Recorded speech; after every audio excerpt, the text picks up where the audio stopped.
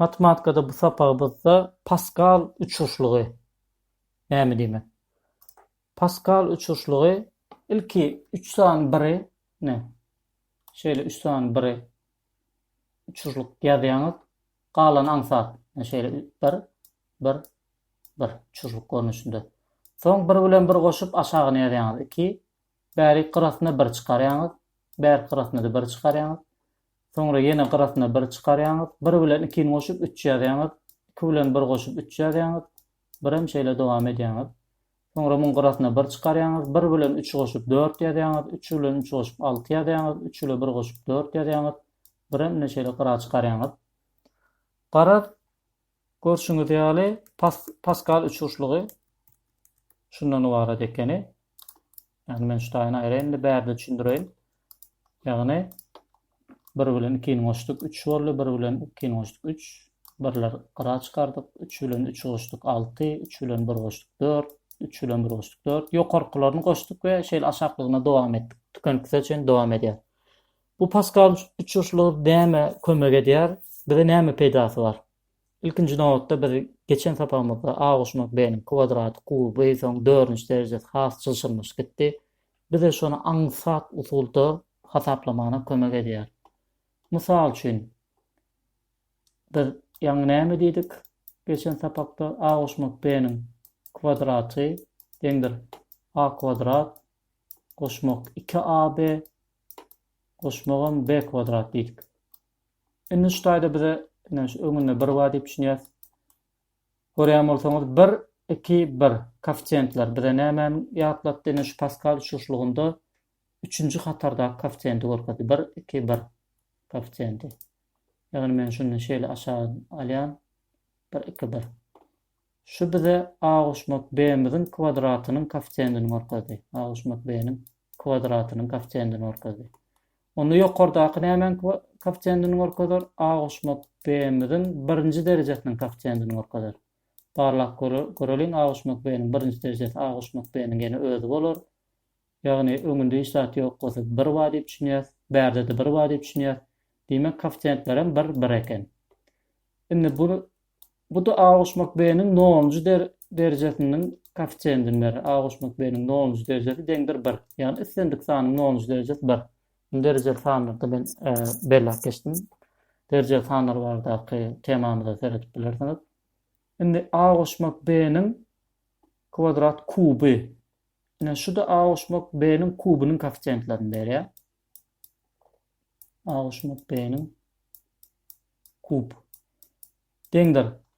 Bolýa koeffisientlerini hasaplamak aňsat eken.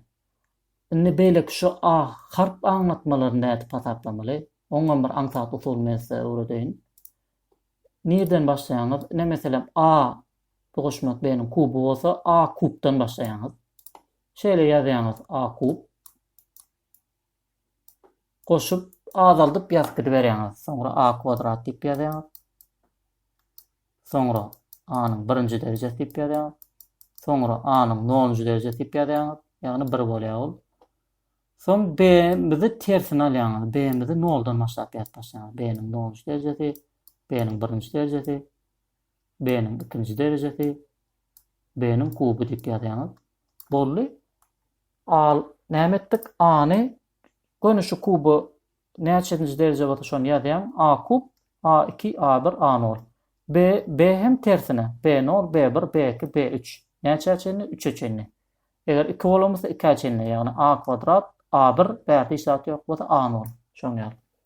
Bol ondan soň koeffisientlerini goýaýmaly. Koeffisientleri näme? 1 3 3 1. Şeýle gaty ýönekay bu. A kub buň öz A kub bolar, sebäbi b'niň 0-njy derejesini näme deň bu dama? 1 deň. Goşýarsam 3a kvadrat b goşýarsam 3ab kvadrat goşýarsam b kub. Şeýle ýönekay. Indi gelin siz bilen çylşyrmyrak bir mysal işläli. Şunu işläp görün. Şu a goşmak b'niň näçinji derejesi bolar? Şu a goşmak b'niň 5-nji derejesi bolar. Yani bu yukarı A koşmak B'nin 4. derecesi olur. Derecesinin koefficientleri. Şimdi gelin siz bilen şu A koşmak B'nin 5. derecesini hesaplayalım. Ne hil hesaplayacağız? Dengdir diye ilk koefficientlerin harflarını harflar nälik bolýar şonu belläliň. A 5'ten başlaýar. Näçe çenli iň kiçi anlatma çenli. Dowam edýär. Goşmak A 4 goşmak A 3 goşmak A 2 şeýle süýşüreýin men. Goşmak A 1 goşmagym A. Şeýle. Ne olmuş derecesi? Şimdi B'lemizem şoň ýaly noldan başlaýar. B'miz B0, B1, B2, B3, B4 ve B5 oluyor şurada da. B5.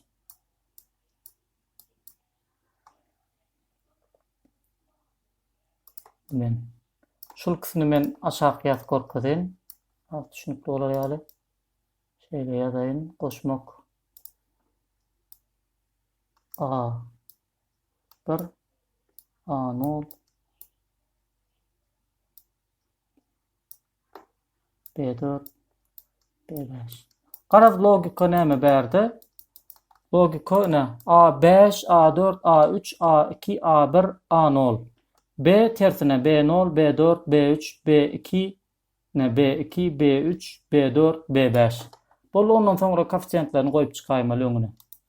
Yani koefficientleri 1, 5, 10, 10, 5, 1. Bolu. Bizim misalımız çözüldü. Şundan ibaret. Yani näme ekeni? İlki şu zatları alyas. Yani A koşmak B'nin 5 derecesi. Şu 1, 5, 10, 10, 5, 1. Koefficientlerini ýatçyk. Şimdi siz bilen ayırmakda näil bolýar? Şonu işläliň. Aýdalyň. A koşmak A ayırmak B'nin 5. derecesi näil bolar? A ayırmak B'nin 5. derecesi deňdir. Ştaýdan ýazga ýazaýyn men şunu ayırmak B'nin 5. derecesi. Berde de şeýle A'dan başlaýar. A näme diýip başlaýardyk? 5. dereceden başlaýar. A5, A4, A3, A2, A1, A0 üçin dowam edýär. Indi B'den başlaýar. B nämeden başlaýar? A5'den başlaýar. B 0'dan B1, B2, B3, B4 ve B5 ve B5 diýip ýazdım. Indi alamatlary näle goýas aýyrmak bolsa? Alamatlaryny goýmagy maksat birinji plusdan başlaýanys, plus, soňra minus, soňra plus, soňra minus, soňra plus, soňra minus. Bolly, şeýle ýönekli. Soňra koefficientlerini goýup çykýanys 1, 5, 10, 10, ştaýdy ýene de 10, soňra 5, soňra da 1. Bolly şulardan ibaret aýyrmak. Aýyrmak bolsa, ýagny başda plusdan goýup başlaýar. Plus, minus, plus, minus, plus, minus.